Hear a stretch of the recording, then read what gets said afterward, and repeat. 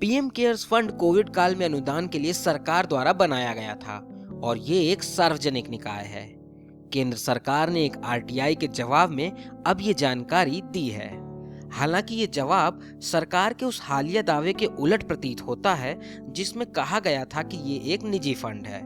सरकार ने कहा है कि पीएम केयर्स भारत सरकार का उसके द्वारा स्थापित और नियंत्रित संस्थान है, लेकिन ये सूचना के अधिकार यानी आरटीआई कानून के दायरे में नहीं आता है क्योंकि ये निजी फंड को स्वीकार करता है। आपको बता दें कि पीएम केयर्स फंड प्रधानमंत्री नरेंद्र मोदी ने मार्च में स्थापित किया था ताकि कोरोना काल के दौरान आपातकालीन जरूरतों को पूरा किया जा सके। 24 दिसंबर को एक आरटीआई के जवाब में कहा गया था कि पीएम केयर्स फंड पूरी तरह से व्यक्तियों, संगठनों, सीएसआर, विदेशी व्यक्तियों, विदेशी संगठनों और पीएसयू से प्राप्त अनुदानों से चलता है।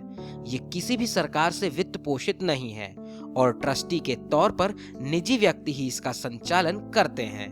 लिहाजा ये आरटीआई कानून की धारा 2H के तहत नहीं आता है। ऐसे में पीएम केयर्स फंड को किसी भी तरह से सार्वजनिक निकाय नहीं माना जा सकता है। अब आप सरकार के खुद ही दो अलग अलग बयानों को सुन और समझ सकते हैं। दरअसल 27 मार्च को स्थापित पीएम केयर्स फंड की ट्रस्टी डीड में कहा गया है कि यह सरकार का या उसके द्वारा नियंत्रित नहीं है। इस दस्तावेज से भ्रम और गहरा गया है क्योंकि आधिकारिक दस्तावेजों के मुताबिक इसमें विरोधाभास पैदा हो रहा है।